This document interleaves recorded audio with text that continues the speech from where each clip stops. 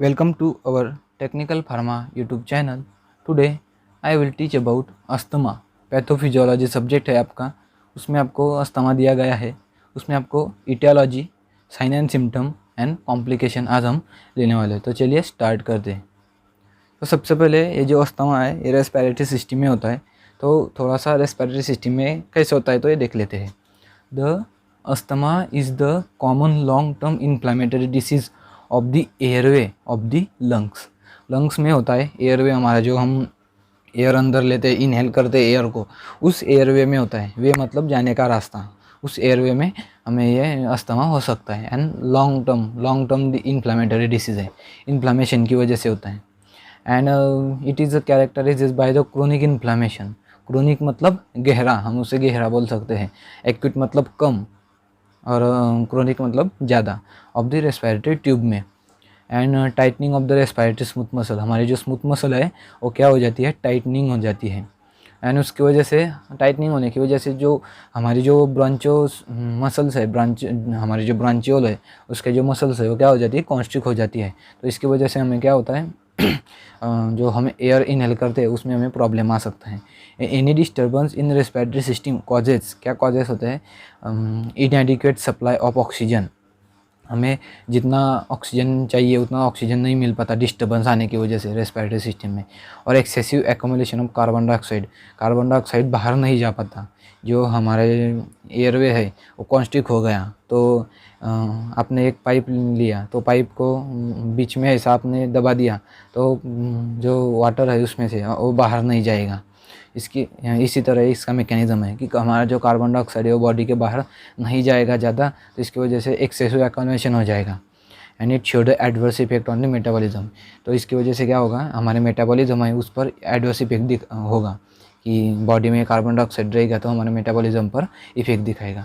The respiratory problem occur due to the poor functioning of the lungs, हमारे जो lungs है वो कम function करने लगता है, poor due to the problem, इसकी वजह से। तो ब्रांचियोल और एल्वियोलाई में ये पुअर फंक्शन करने लगता है और इसकी वजह से भी हमें रेस्पिरेटरी प्रॉब्लम ऑकर्स होते हैं। एंड एल्वियोलाई में क्या होता है कि हमारा जो ये होता है ऑक्सीजन, उसका एक्सचेंज होता है, ऑक्सीजन टू कार्बन डाइऑक्साइड और carbon dioxide to oxygen. And most common disease related to respiratory system are COPD, chronic obstructive pulmonary disease and asthma. तो आज हम अस्थमा लेने वाले हैं, तो चलिए स्टार्ट कर दें। तो इसकी इटियोलॉजी क्या है, occurs due to immune response in the bronchial airway। bronchial airway में immune response आने की वजह से ये occur होता है। And airway are hypersensitive to trigger that is stimuli आने की वजह से हमारे जो एयरवे है ये क्या हो जाता है, हाइपर सेंसिटिव हो जाता है। तो क्या क्या स्टिमुली आती है देखिए, dust, pollen, smoke, cold weather and exercise. Dust particle, pollen grain, smoke, cigarette वगैरह लेते होगे तो स्मोक, कोल्ड वेदर, जो विंटर में कोल्ड वेदर होता है वो, एक्सरसाइज करने की वजह से। देखिए डायग्राम में डस्ट एंड स्मोक की वजह से, पोलन फ्रॉम प्लांट के जो पोलन ग्रेन होते हैं उसकी वजह से। And chalk dust in school में जो चॉक होता है उसकी डस्ट से भी हमें अस्थमा हो सकता है। And physical exertion and exercise की वजह से। The furry animal and birds feathers, उसके जो पीस होते हैं उसकी वजह से भी। And strong emotion such as laughing and crying की वजह से भी हमें ये अस्थमा हो सकता है। And change in weather change होने की वजह से ये हो सकता है। तो ये वेदर चेंज होने की वजह से कुछ लोगों में तो पूरा एक साल ही रहता है, जो अस्थमा नहीं बोल सकते हम उसे खांसी सर्दी बोल सकते हैं, खांसी या सर्दी बोल सकते हैं। And in response to trigger bronchial contraction, trigger मतलब ज़्यादा ब्रॉन्चियो का कॉन्ट्रैक्शन कर देता है। एंड इन्फ्लामेशन आर ऑकर, वहाँ ब्रॉन्चस का कॉन्ट्रैक्शन कर देता है और वह इन्फ्लामेशन ऑकर्स हो जाता है। And the airway become narrow, हमारा जो एयरवे है वो नैरो हो जाती है ड्यू टू इन्फ्लामेशन हो गया हमारे जो हमारे ब्रांचोस मसल्स है उसमें इन्फ्लामेशन हो गया, तो उसकी जो क्या बोल सकते हैं हम ऐसे, थिकनिंग होती है वो ज़्यादा हो जाती है। तो इसकी वजह से अंदर जो एयर है वो नहीं जा पाती और नैरो हो जाती है। एंड एसोसिएटेड विद एक्सेसिव, इसके साथ साथ क्या होता है, एक्सेसिव म्यूकस प्रोडक्शन, मतलब ये नैरो तो हो जाती है पर इसके साथ क्या होता है, म्यूकस प्रोडक्शन ज़्यादा हो जाता है। And which leads to coughing, mucus ज़्यादा होने की वजह से हमें कफ आता है और ब्रीदिंग डिफ़िकल्टीज आती है हमें म्यूकस सिक्रेशन होने की वजह से। तो the atomic nervous system control the branches, हमारे जो ब्रांचियोल है और ब्रांचेस है वो एटॉमिक नर्वस सिस्टम कंट्रोल करती है। And when the nerve ending stimulated, हमारी जो नर्व है उसके एंड में स्टिमुलेशन आ जाता है, किसकी वजह से हमें हमारी बॉडी में डस्ट पार्टिकल गए तो डस्ट की वजह से कोल्ड फ्यूम्स, मतलब कोल्ड हमने कुछ कोल्ड वाटर वगैरह कुछ लिया तो इसकी वजह से नर्व एंडिंग स्टिमुलेटेड हो जाती है, यानी it causes the secretion of acetylcholine. Acetylcholine are the neurotransmitter, acetylcholine का सिक्रीशन करती है और वो क्या करता है, it causes formation inositol triphosphate in the bronchial smooth muscle. जो आइनोसिटॉल ट्राइफॉस्फेट है ये क्या करता है, हमारे जो ब्रांचियस मसल है उसे कॉन्ट्रैक्शन कर देता है। तो देखिए यहाँ टेबल में दिया है, ये nerve ending stimulated by the stimuli की वजह से जो हमारी नर्व एंडिंग है वो स्टिमुलेट हो जाती है एंड क्या सिक्रेट करती है, एसिटिलकोलिन। तो एसिटिलकोलिन सिक्रेट होने की वजह से ये फॉर्मेशन कर लेता है आइनोसिटॉल ट्राइफॉस्फेट का, और ये आइनोसिटॉल ट्राइफॉस्फेट सिक्रेट हो गया तो ये क्या करता है, हमारे ब्रांचो कॉन्स्ट्रिक्शन ऑकर्स कर लेता है।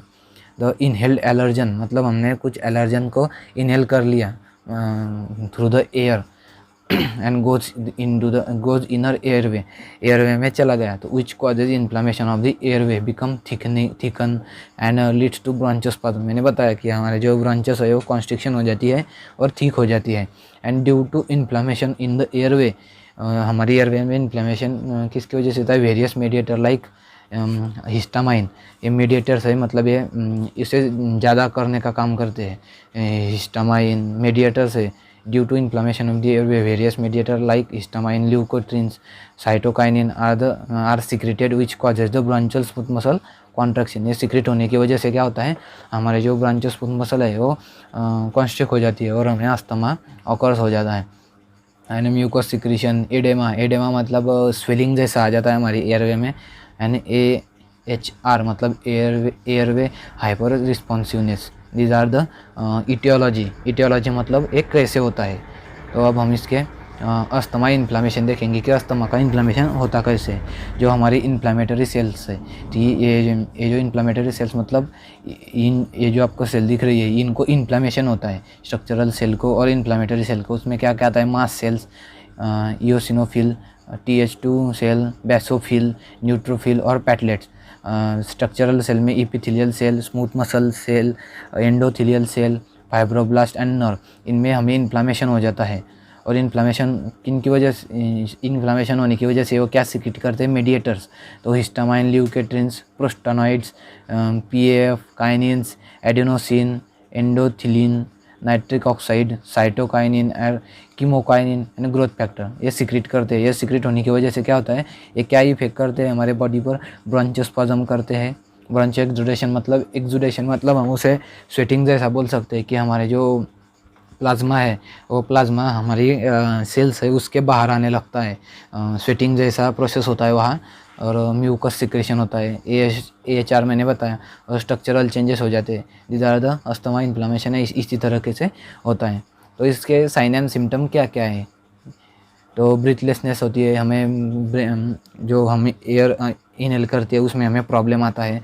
And cough often worst at night, worst मतलब हमें ज़्यादा मात्रा में हमें जो नाइट होती है वहाँ कफ ज़्यादा सिक्रेट होता है।